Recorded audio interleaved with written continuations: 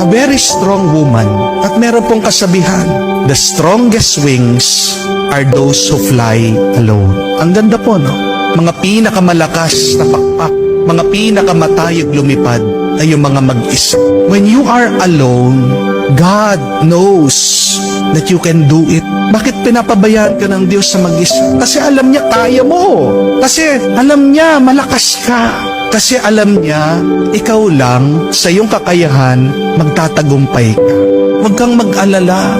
Kahit na nahihirapan ka, nasasaktan ka, napapagod ka sa buhay, kung mag-isa ka, isang mabuting balita yan. Hindi ka papabayaan na mag-isa ng Diyos kung hindi naniniwala ang Diyos sa iyong kakayahan. Remember this, our pains teach us to be stronger. Our tears teach us to be braver. And our broken hearts teach us to be wiser. Kung mag-isa ka, dumadaan sa mga pagsubok at problemang ito, ikaw ay tinutulungan lang ng Diyos maging mas malakas, maging mas matatag, at maging mas mataling. Trust in your ability. Trust in yourself. Magtiwala ka sa sarili mo dahil nagtitiwala ang Diyos.